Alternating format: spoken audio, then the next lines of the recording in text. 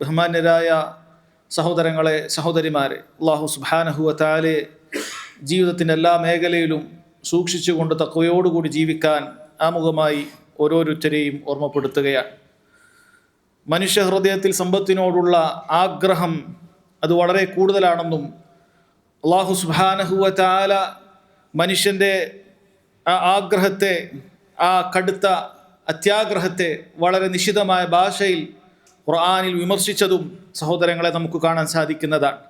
അല്ലാഹു തആല പറഞ്ഞു, വതുഹിബ്ബൂനൽ മാല ഹുബ്ബൻ ജമ്മാ, ധനത്തെ നിങ്ങൾ അമിതമായ തോതിൽ ഇഷ്ടപ്പെട്ടുകൊണ്ടിരിക്കുന്നു. മനുഷ്യനെ താക്കീത് ചെയ്തുകൊണ്ട് റബ്ബിൻ്റെ വാക്കുകളാണ്. അല്ലാഹു തആല പറഞ്ഞു, വഇന്നഹു ലിഹുബ്ബിൽ ഖൈരി ലശദീദ്, ധനത്തോടുള്ള മനുഷ്യൻ്റെ സ്നേഹം അത് കഠിനമായതാണ് എന്ന് റബ്ബ് സുബ്ഹാനഹു വ തആല പറയുകയാണ്. സഹോദരങ്ങളെ, നാം ഒന്ന് ചുറ്റും നമ്മുടെ കണ്ണ് അതൊന്ന് ചുറ്റും നമ്മൾ പായിച്ചു നോക്കിയാൽ കാണാൻ സാധിക്കും, രാപ്പകൽ വ്യത്യാസമില്ലാതെ സമ്പത്തുണ്ടാക്കാൻ വേണ്ടി മനുഷ്യൻ അധ്വാനിച്ചു കൊണ്ടിരിക്കുകയാണ്. അവൻ്റെ ഊണാകട്ടെ, ഉറക്കമാകട്ടെ, കുടുംബത്തെ പോലും ഉപേക്ഷിച്ചുകൊണ്ട് മനുഷ്യൻ സമ്പത്തിനു വേണ്ടി നെട്ടോട്ടം ഓടുന്നത് നാം ദിനേന കണ്ടുകൊണ്ടിരിക്കുന്ന കാഴ്ച തന്നെയാണ്. എന്നാൽ ഈ സമ്പത്തിനോടുള്ള അതിയായ ആഗ്രഹം കാരണത്താൽ, അത്യാർത്തി കാരണത്താൽ പണമുണ്ടാക്കുന്ന സമയത്ത് അത് ന്യായമാണോ അന്യായമാണോ എന്നുപോലും നോക്കാത്ത അവസ്ഥ ഒരുപാട് ആളുകളിലുണ്ട് എന്നുള്ളത് സഹോദരങ്ങളെ അതും നമുക്ക് കാണാവുന്ന നേർക്കാഴ്ചയാണ്. നബി സല്ലല്ലാഹു അലൈഹി വസല്ലം അത്തരം ഒരു കാലഘട്ടത്തെക്കുറിച്ച് നേരത്തെ തന്നെ പ്രവചിച്ചത് കാണാൻ സാധിക്കും. ലയഅതിയന്ന അലന്നാസി സമാൻ, ജനങ്ങൾക്കൊരു കാലഘട്ടം വരാനുണ്ട്. ലാ യുബാലിൽ മർഉ ബിമാ അഖദൽ മാൽ അമിൻ ഹലാലിൻ അമിൻ ഹറാം, അവർ ധനസമ്പാദന മേഖലയിൽ അവരൊന്നും തന്നെ പരിഗണിക്കുകയില്ല. അത് ഹലാലിൽ നിന്നാണോ ഹറാമിൽ നിന്നാണോ യാതൊരു നോട്ടവും അവർക്കുണ്ടാവുകയില്ല, അവർ അതിനെ ഗൗനിക്കുകയില്ല. ഇത് നബി സല്ലല്ലാഹു അലൈഹി വസല്ലം പറഞ്ഞിട്ടുണ്ട്. അതുകൊണ്ട് തന്നെ സഹോദരങ്ങളെ, സമ്പത്തിൻ്റെ വിഷയത്തിൽ അത് നമ്മൾ ഉണ്ടാക്കിയെടുക്കുന്ന എല്ലാ മേഖലയിലും വളരെ ജാഗ്രത നാം കാണിക്കേണ്ടതുണ്ട്. നാളെ പരലോകത്ത് വെച്ച് സമ്പത്തിൻ്റെ വിഷയത്തിൽ കടുത്ത ചോദ്യം ഓരോ മനുഷ്യനും നേരിടേണ്ടി വരുമെന്നുള്ളതും, ആ ചോദ്യത്തിന് കൃത്യമായ മറുപടി പറയാതെ അവന് മുന്നോട്ടൊരു കാലടിപ്പാട് പോലും വെക്കാൻ സാധിക്കുകയില്ല എന്നും നബി സല്ലല്ലാഹു അലൈഹി വസല്ലം താക്കീത് ചെയ്തിട്ടുണ്ട്. അവിടുന്ന് പറഞ്ഞു, ലാ തസൂലു ഖദമ അബ്ദിൻ യൗമൽ ഖിയാമഹ്, ഒരടിമ ഖിയാമത്ത് നാളിൽ അവനോട് അവൻ്റെ കാലുകൾ മുന്നോട്ട് നീക്കാൻ സാധിക്കുകയില്ല. ഹത്താ യുസ്അല അൻ ഉംരിഹി ഫീമാ അഫ്നാ, അവൻ്റെ ജീവിതത്തെക്കുറിച്ച് മൊത്തമായ ഒരു ചോദ്യമുണ്ട്, എന്തിലാണ് അവൻ അത് തുലച്ചു കളഞ്ഞിട്ടുള്ളതെന്ന്. വഅൻ ഇൽമിഹി ഫീമാ ഫഅൽ, അവന് ലഭിച്ചിട്ടുള്ള ഇസ്ലാമികമായ അറിവ് അതുകൊണ്ട് എന്താണ് പ്രവർത്തിച്ചതെന്നും ചോദ്യമുണ്ട്. വഅൻ മാലിഹി, സമ്പത്തിനെ കുറിച്ച് നബി സല്ലല്ലാഹു അലൈഹി വസല്ലം പറയുന്നത് നോക്കൂ, രണ്ട് ചോദ്യങ്ങളാണ്. മിൻ ഐന ഇക്തസബഹു, എവിടെ നിന്നാണ് സമ്പത്ത് അതവൻ സമ്പാദിച്ചിട്ടുള്ളത്. വഫീമ അൻഫഖഹു, ആ സമ്പത്ത് എവിടെയൊക്കെയാണ് ചെലവഴിച്ചിട്ടുള്ളത്. രണ്ട് ചോദ്യം സമ്പത്തിനെ കുറിച്ചുണ്ടെന്നാണ്. വഅൻ ജിസ്മിഹി ഫീമ അബ്ലാ, അവൻ്റെ ശരീരം എന്തിലാണ് അവൻ അധ്വാനിച്ചിട്ടുള്ളത് എന്നും നോക്കുന്നതാണ്. അതുകൊണ്ട് തന്നെ സഹോദരങ്ങളെ, വളരെ ഗൗരവത്തിൽ ശ്രദ്ധിക്കുക. മുസ്ലിമീങ്ങളിൽ സമ്പത്തിൻ്റെ വിഷയത്തിൽ ധാരാളം ആളുകൾ പരീക്ഷിക്കപ്പെട്ടുകൊണ്ടിരിക്കുന്ന ഒരു കടുത്ത തിന്മയാണ് പലിശ എന്ന് പറയുന്ന. അല്ലാഹു സുബ്ഹാനഹു വ തആലയും അവൻ്റെ റസൂലും സല്ലല്ലാഹു അലൈഹി വസല്ലം യുദ്ധം പ്രഖ്യാപിച്ചിട്ടുള്ള കടുത്ത തിന്മ, വ്യക്തികൾക്കും അതുപോലെ തന്നെ സമൂഹത്തിനും ഒരുപോലെ ദോഷം ചെയ്യുന്ന, ജനങ്ങളുടെ അഭിമാനവും അതുപോലെ തന്നെ സമ്പത്തും ചൂഷണം ചെയ്യപ്പെടുന്ന പലിശയെ അല്ലാഹു സുബ്ഹാനഹു വ തആല സഹോദരങ്ങളെ നിഷിദ്ധമാക്കിയിരിക്കുന്നു. യഥാർത്ഥത്തിൽ നമ്മളൊന്ന് ചിന്തിച്ചു നോക്കണം. അല്ലാഹു സുബ്ഹാനഹു വ തആല പലിശ നിഷിദ്ധമാക്കിയതിലൂടെ അല്ലാഹു തആല നമ്മെ നിന്ദതയിൽ നിന്നും എല്ലാവിധ ചൂഷണത്തിൽ നിന്നുമാണ് അല്ലാഹു സുബ്ഹാനഹു വ തആല നമ്മെ സംരക്ഷിച്ചിട്ടുള്ളത്. നാം അധ്വാനിക്കുന്ന സമ്പത്ത് അത് ചൂഷണം ചെയ്യപ്പെടാതിരിക്കാൻ, നാം നിന്ദതയിലേക്ക് സഹോദരങ്ങളെ അതിലേക്ക് വലിച്ചെറിയപ്പെടാതിരിക്കാൻ റബ്ബ് സുബ്ഹാനഹു വ തആല നിശ്ചയിച്ചു തന്നിട്ടുള്ള ഏറ്റവും വലിയൊരു നിയമമാണ് പലിശയോട് അടുത്തു പോകരുത് എന്നുള്ളത്. അല്ലാഹു തആല പറയുന്നു, യാ അയ്യുഹല്ലദീന ആമനു, ഓ മുഅ്മിനീങ്ങളെ, ലാ തഅകുലു റിബ അദ്ആഫൻ മുദഅഫ, ഇരട്ടിയായിട്ടുള്ള ഈ പലിശ അത് ഭുജിക്കുന്നത് നിങ്ങൾ പാടില്ല, നിങ്ങൾ തിന്നാൻ പാടില്ല.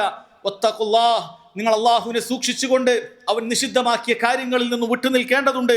ലഅല്ലക്കും തുഫ്ലിഹൂൻ, നിങ്ങൾ വിജയിക്കുന്നതിന് വേണ്ടിയിട്ടാണ് അല്ലാഹു സുബ്ഹാനഹു വ തആല ഈ നിയമനിർദ്ദേശങ്ങൾ നിങ്ങൾക്ക് ഓരോരുത്തർക്കും അല്ലാഹു നിശ്ചയിച്ചു തന്നിട്ടുള്ളത് എന്ന് റബ്ബ് സുബ്ഹാനഹു വ തആല പറയുകയാണ്.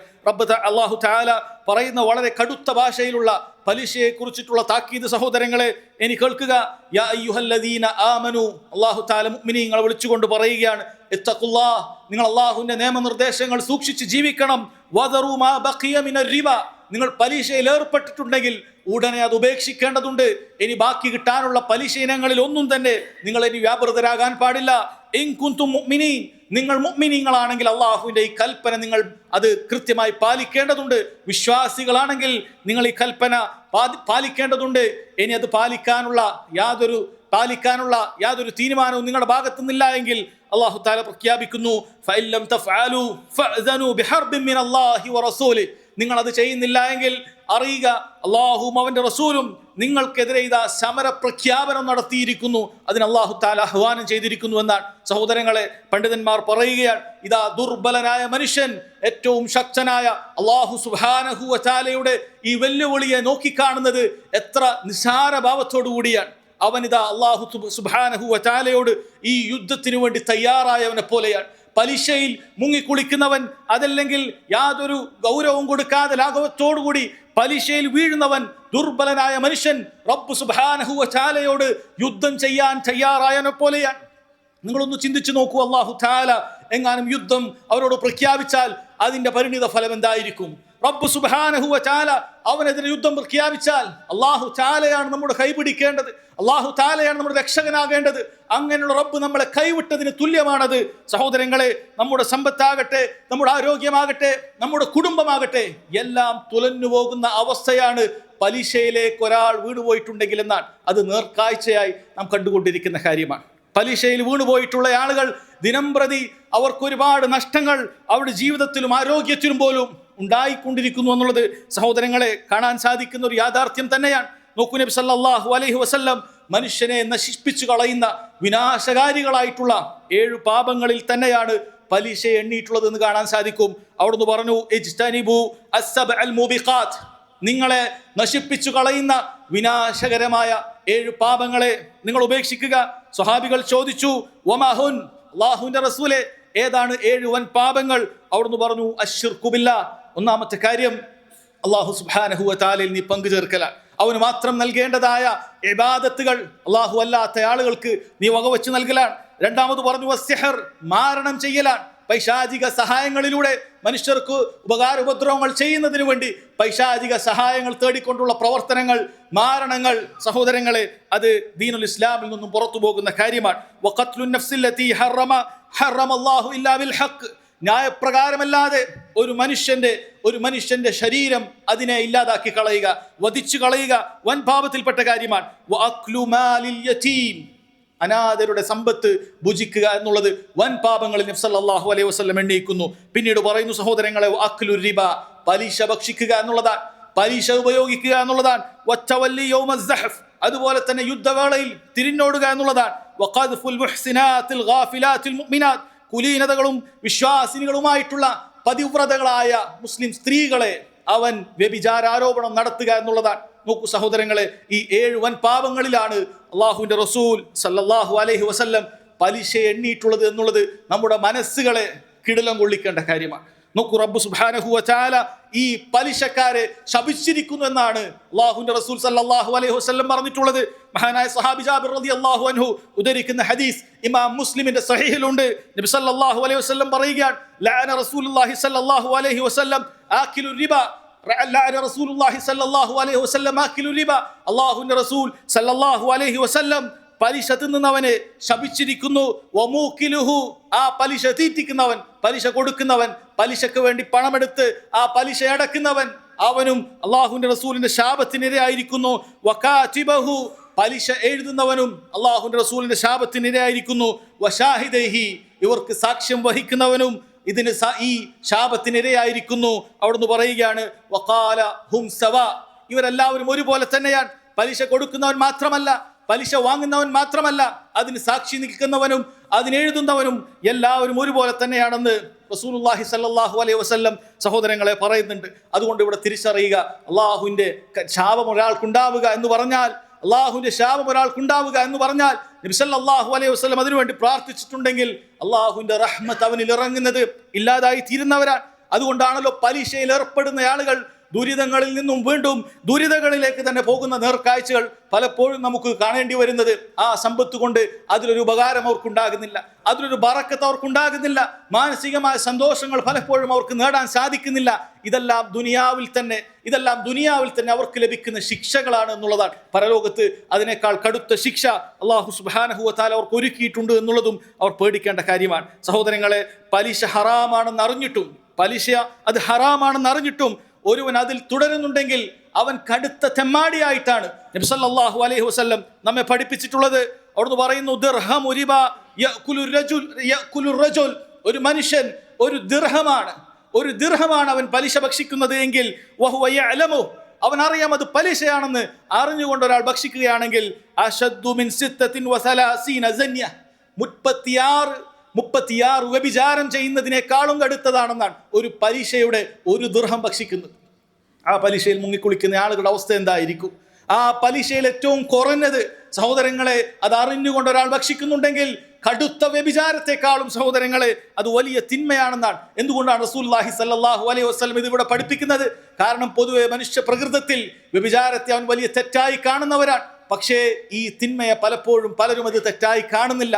ഈ പലിശയെ ഒരു തെറ്റായി കാണുന്നില്ല, അതൊരു ഗുരുതരമായ പാപമായി പലരും കാണുന്നില്ല എന്നുള്ളതാണ്. നോക്കൂ, റസൂലുള്ളാഹി സ്വല്ലല്ലാഹു അലൈഹി വസല്ലം അതുപോലെ മറ്റൊരു കടുത്ത ഭാഷയിലുള്ള ഒരു ഹദീസും കൂടി നമ്മെ അറിയിച്ചിട്ടുണ്ട്.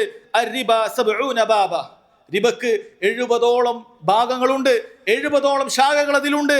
അദ്നാഹ, അതിലേറ്റവും ചെറുതെന്ന് പറയാവുന്നത് കല്ലദീ യഖഉ അലാ ഉമ്മിഹി, തന്റെ ഉമ്മയോട് ക്ഷയിക്കുന്ന ഒരുവനെ പോലെയാ.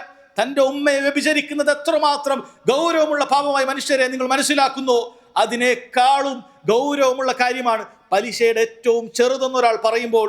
സഹോദരങ്ങളെ, നമ്മളൊക്കെ എത്ര കടുത്ത രീതിയിൽ, എത്ര ഗൗരവത്തിൽ നമ്മുടെ സാമ്പത്തിക രംഗങ്ങളിൽ, നമ്മുടെ കൊടുക്കൽ വാങ്ങലുകളിൽ സഹോദരങ്ങൾ നമ്മൾ ശ്രദ്ധിക്കേണ്ടതുണ്ട് എന്നുള്ളത് നമ്മൾ മനസ്സിലാക്കേണ്ടതുണ്ട്.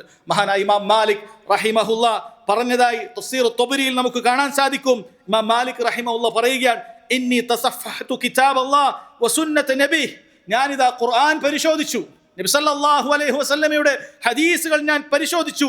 ഫലം അറ ശൈഅൻ അശർറ മിനർ റിബ, പലിശയെക്കാളും മോശം തിന്മയായി ഏറ്റവും വലിയ പാപമായി എനിക്ക് കാണാൻ സാധിച്ചിട്ടില്ല. ലിഅന്നല്ലാഹ ആദന ഫീഹി ബിൽ ഹർബ്, കാരണം പലിശക്കാർക്കെതിരെ അല്ലാഹു സുബ്ഹാനഹു വ തആല യുദ്ധം പ്രഖ്യാപിച്ചിരിക്കുന്നു എന്നാണ് പറയുന്നത്. സഹോദരങ്ങൾ, എത്ര ഗൗരവമുള്ള കാര്യമാണ്. മഹാന്മാരായ പണ്ഡിതന്മാർ അതിന്റെ ഗൗരവം നമ്മെ ഓർമ്മപ്പെടുത്തുകയാണ്. അതുകൊണ്ട് നമ്മൾ പലിശയുടെ വിഷയം വളരെ ഗൗരവത്തിൽ തന്നെ മനസ്സിലാക്കേണ്ടതുണ്ട്. ലാഘവ ബുദ്ധിയോടെ കാണാൻ സാധിക്കാൻ നമുക്ക് പാടില്ല. അത് പിന്നീട് തൗബ ചെയ്യാൻ, പിന്നീട് മാറാം എന്ന് നമ്മൾ ചിന്തിക്കേണ്ടതായ ഒരു തിന്മയല്ല, അത് വളരെ ഗൗരവമുള്ള തിന്മയാണ്. ആ പലിശയിൽ ഒരാൾ മരണപ്പെട്ടു പോയിട്ടുണ്ടെങ്കിൽ സഹോദരങ്ങളെ, അവൻ നരകത്തിലേക്ക് പ്രവേശിക്കാനുള്ള സാധ്യത വളരെ കൂടുതലാണെന്നുള്ളത് വളരെ കൃത്യമായി മനസ്സിലാക്കണം. അല്ലാഹുവിന്റെ റസൂൽ സല്ലല്ലാഹു അലൈഹി വസല്ലം പറഞ്ഞിട്ടുണ്ട്, കുല്ലു ലഹ്മിൻ നബത മിൻ സുഹ്തിൻ, ഹറാമിൽ ഊട്ടപ്പെട്ടിട്ടുള്ള ഏത് ശരീരവും ഫന്നാറു ഔലാ ബിഹി, അവൻ ഏറ്റവും യോജ്യമായിട്ടുള്ളത് നരകം തന്നെയാണെന്ന് അല്ലാഹുവിന്റെ റസൂൽ സല്ലല്ലാഹു അലൈഹി വസല്ലം പറഞ്ഞിട്ടുണ്ട്. അതുപോലെ സഹോദരങ്ങളെ, പലിശ എന്ന് പറയുന്നത് ദുനിയാവിൽ തന്നെ ഒരാൾ സമ്പാദിച്ചുണ്ടാക്കുന്ന ആ സമ്പാദ്യത്തിനെ, അതിനെ ഇല്ലാതാക്കി കളയുന്നുണ്ട്, അതിന്റെ ബറക്കത്തിനെ ഇല്ലാതാക്കി കളയുന്നുണ്ട്. കാരണം അല്ലാഹു തആല പറഞ്ഞിട്ടുള്ളത് യംഹഖുല്ലാഹു റിബ വയുർബി സദഖാത്ത് എന്നാണ്. നിങ്ങൾ അള്ളാഹുവിന്റെ മാർഗത്തിൽ ചെലവഴിക്കുമ്പോൾ അതാണ് അല്ലാഹു സുബ്ഹാനഹു വ തആല പോഷിപ്പിച്ചു തരുന്നത്. എന്നാൽ നിങ്ങൾ പലിശ ഇനത്തിൽ വാങ്ങുന്നത്, പലിശയുമായി ബന്ധപ്പെടുന്നത്, അത് നിങ്ങളുടെ സമ്പത്തിനെ ക്ഷയിപ്പിച്ചാണ് കളയുക എന്നാണ് പറഞ്ഞിട്ടുള്ളത്. നബി സല്ലല്ലാഹു അലൈഹി വസല്ലമയിൽ നിന്നും ഇബ്നു മാജയുടെ സുനനിൽ ഉദ്ധരിക്കുന്ന ഹദീസിൽ കാണാം, അബ്ദുല്ലാഹി ഇബ്നു മസ്ഊദ് റളിയല്ലാഹു അൻഹു പറയാൻ, നബി സല്ലല്ലാഹു അലൈഹി വസല്ലം പറഞ്ഞു, മാ അഹദുൻ അക്സറ മിനർ റിബ, ആരെങ്കിലും പലിശ കൊണ്ട് അവന്റെ സമ്പത്തിനെ അതിനെ വലുതാക്കിയിട്ടുണ്ടെങ്കിൽ, അത് ഒരുപാടാക്കിയിട്ടുണ്ടെങ്കിൽ, ഇല്ലാ കാന ആഖിബതു അംരിഹി ഇലാ ഖില്ല, അതിന്റെ അവസാനം അതൊന്നുമില്ലാതായി ശോഷിച്ചു തീരുന്ന അവസ്ഥയിൽ തന്നെയായിരിക്കും എന്ന് റസൂലുള്ളാഹി സ്വല്ലല്ലാഹു അലൈഹി വസല്ലം പറയുകയാണ്. അതുകൊണ്ട് തന്നെ സഹോദരങ്ങളെ, പലിശയുമായി ബന്ധപ്പെട്ട എല്ലാ മേഖലയും വളരെ ഗൗരവത്തിൽ നമ്മൾ അതിനെക്കുറിച്ച് മനസ്സിലാക്കി പഠിച്ച് എത്രയും പെട്ടെന്ന് തൗബ ചെയ്ത് മടങ്ങേണ്ട വിഷയമാണെന്നുള്ളത് ഓരോരുത്തരും മനസ്സിലാക്കിയിരിക്കേണ്ടതുണ്ട്. അല്ലാഹു സുബ്ഹാനഹു വ തആല കാര്യങ്ങൾ മനസ്സിലാക്കാനുള്ള തൗഫീഖ് നമുക്ക് ഏവർക്കും നൽകി അനുഗ്രഹിക്കുമാറാകട്ടെ. വഖൂലു ഖൗലി ഹാദാ വഅസ്തഗ്ഫിറുല്ലാഹ ലീ വലക്കും വലിജമീഇൽ മുസ്ലിമീന മിൻ കുല്ലി ദംബിൻ ഫസ്തഗ്ഫിറൂ ഇന്നഹു ഹുവൽ ഗഫൂറുർ റഹീം.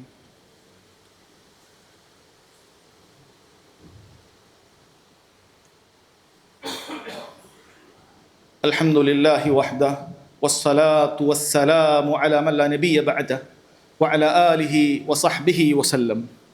സഹോദരങ്ങളെ, അവസാന കാലഘട്ടം എത്തുന്ന സമയത്ത് മനുഷ്യരെല്ലാം തന്നെ ഏതെങ്കിലും ഒരു നിലക്ക് പലിശയിൽ എത്തിപ്പെടുന്ന ഒരവസ്ഥയുണ്ടാകുമെന്നുള്ളത് നബി സല്ലല്ലാഹു അലൈഹി വസല്ലം നമ്മെ താക്കീത് ചെയ്തത് ഓരോരുത്തരും വളരെ ജാഗ്രതയോടുകൂടി അവരുടെ സാമ്പത്തിക വിശുദ്ധി കാത്തു സൂക്ഷിക്കുന്നതിന് വേണ്ടിയിട്ടാണ്.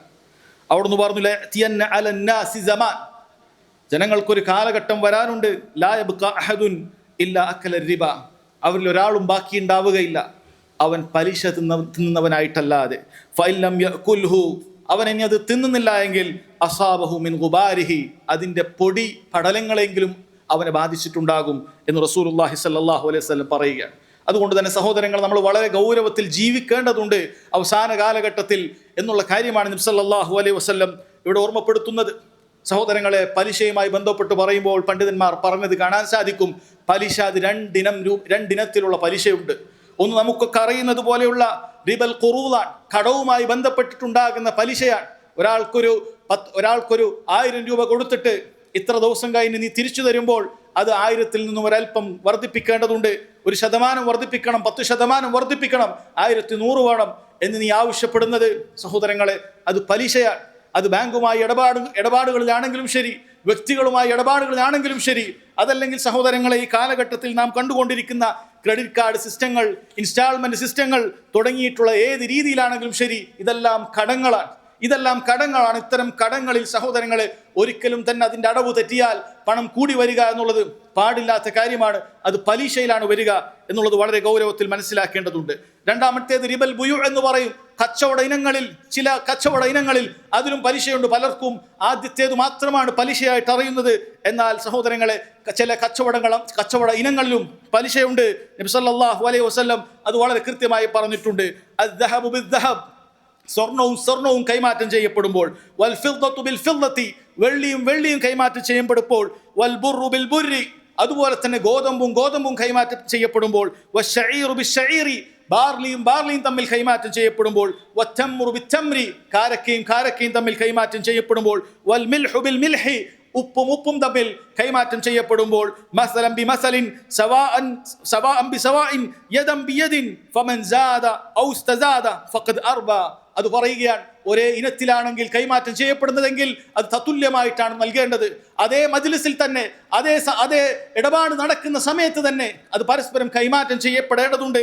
ആരെങ്കിലും വർദ്ധിപ്പിച്ച് ചോദിക്കുന്നുണ്ടെങ്കിൽ, ആരെങ്കിലും വർദ്ധിപ്പിക്കുന്നുണ്ടെങ്കിൽ അവനിതാ പലിശയുടെ ഒരു ഇനത്തിലാണ് പെട്ടിരിക്കുന്നത്, അവൻ പലിശ വാങ്ങിയിരിക്കുന്നു എന്ന് സഹോദരങ്ങളെ നബി സല്ലല്ലാഹു അലൈഹി വസല്ലം പറയുകയാണ്. നമ്മുടെ നിത്യജീവിതത്തിൽ പലപ്പോഴും ആളുകൾക്ക് ഇത്തരം ചില സാഹചര്യങ്ങൾ വരാറുണ്ട്.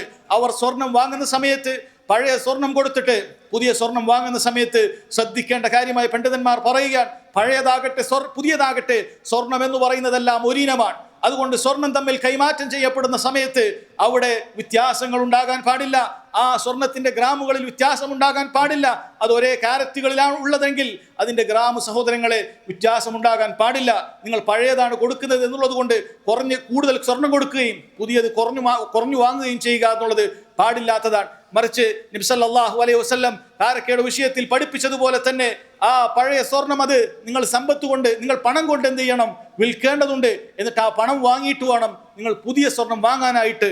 അതല്ലെങ്കിൽ സഹോദരങ്ങളെ അതിൽ പലിശ ഉണ്ടായിരിക്കുന്നതാണെന്നാണ്. എന്നാൽ ആ ഇനങ്ങൾ തമ്മിൽ വ്യത്യാസപ്പെടുകയാണെങ്കിൽ, നിങ്ങൾ സ്വർണവും വെള്ളിയും തമ്മിലാണ് പരസ്പരം കൈമാറുന്നതെങ്കിൽ അതിൻ്റെ ഗ്രാമുകൾ തമ്മിൽ വ്യത്യാസമുണ്ടാകും.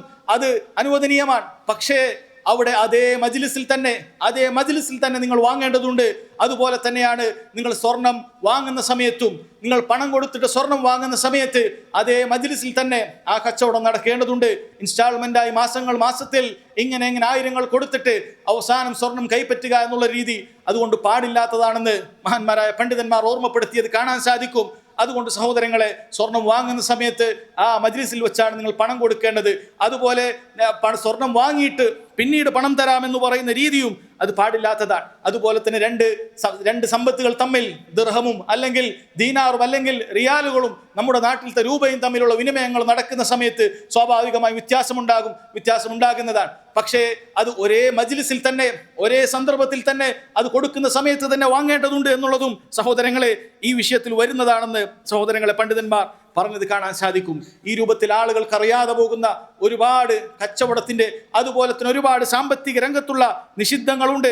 സഹോദരങ്ങൾ, അത് മനസ്സിലാക്കേണ്ടതാണ്. അതിൽ പെട്ടതാണ് ആളുകൾ കച്ചവടത്തിന് വേണ്ടി ഇൻവെസ്റ്റ്മെന്റായി കൊടുക്കുകയും എന്നിട്ട് മാസം കൃത്യമായി ഫിക്സഡ് ആയിട്ടൊരു പ്രോഫിറ്റ് വേണമെന്ന് ആവശ്യപ്പെടുകയും ചെയ്യുന്ന രീതി. പണ്ഡിതന്മാർ അതിനെ വിമർശിച്ചത് കാണാൻ സാധിക്കും. ആളുകൾക്ക് നിങ്ങൾ കച്ചവടം ചെയ്യാൻ ഇൻവെസ്റ്റ്മെന്റ് കൊടുത്തിട്ടുണ്ടെങ്കിൽ സഹോദരങ്ങളെ, അത് കച്ചവടം തന്നെയാണ്. കച്ചവടം എന്ന് പറയുന്നത് അത് ലാഭനഷ്ടങ്ങൾക്ക് ഹേതുവാകുന്ന കാര്യമാണ്. ലാഭമുണ്ടാകാം, നഷ്ടമുണ്ടാകാം. അതിൽ വലിയ ലാഭമുണ്ടാകുമ്പോൾ നിനക്ക് സ്വാഭാവികമായി നിന്റെ ഓരോ മാസത്തെ പ്രോഫിറ്റിൽ വ്യത്യാസമുണ്ടാകും. നഷ്ടമാണോ, ആ പ്രോഫിറ്റ് ചിലപ്പോൾ അതിൽ കുറയും, ചിലപ്പോൾ പ്രോഫിറ്റ് ഉണ്ടാവുകയില്ല, ചിലപ്പോൾ നഷ്ടം നീ സഹിക്കേണ്ടി വരും. ഇതെല്ലാം കച്ചവടത്തിൽ പറഞ്ഞിട്ടുള്ളതാണ്. അതല്ലാതെ കടം കൊടുത്തതുപോലെ ഒരാൾക്കൊരു 10 ലക്ഷം രൂപ കൊടുത്തിട്ട് എനിക്ക് മാസം 10,000 രൂപ കിട്ടണം, 20,000 രൂപ കിട്ടണം എന്ന രൂപത്തിൽ നിങ്ങൾ ഇൻവെസ്റ്റ്മെന്റ് ചെയ്യുന്നുണ്ടെങ്കിൽ സഹോദരങ്ങൾ, അത് യഥാർത്ഥ രൂപത്തിലുള്ള കച്ചവട രീതിയല്ല. അതിൽ പലിശ കടന്നു വരുന്നുണ്ട് എന്നുള്ളതാണ്. പലപ്പോഴും പലരും ഇത് കൊടുക്കാൻ തയ്യാറാകുന്നത് അവർക്ക് ഇൻവെസ്റ്റേഴ്സിനെ കിട്ടേണ്ടതുണ്ട്.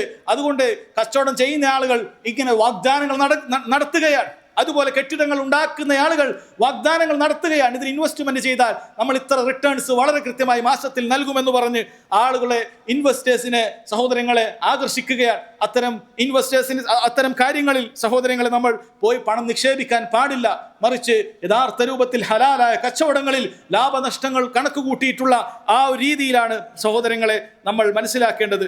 അതുപോലെ തന്നെ എല്ലാത്തിനും പോയി ഇൻഷുറൻസ് എടുക്കുന്ന ആളുകളെ കാണാൻ സാധിക്കും. ഈ കാലഘട്ടത്തിൽ മനുഷ്യനെ പേടിപ്പിച്ചുകൊണ്ട്, എല്ലാ രൂപത്തിലും ഇൻഷുറൻസ് എടുത്തിട്ടില്ലെങ്കിൽ നിങ്ങൾ നശിച്ചു പോകുമെന്ന് പേടിപ്പിച്ചുകൊണ്ട് ആളുകൾ ആ രൂപത്തിലുള്ള സാമ്പത്തികമായ നിഷിദ്ധങ്ങളിലേക്ക് കൊണ്ടുപോകുന്നുണ്ട്. എന്നാൽ മഹാന്മാരായ പണ്ഡിതന്മാർ പറഞ്ഞിട്ടുള്ളത്, ഒരു നാട്ടിൽ നിർബന്ധമാകുന്ന സാഹചര്യങ്ങളിൽ അപ്പോഴാണ് നമുക്ക് ഇൻഷുറൻസ് അനുവദനീയമാകുന്നത്.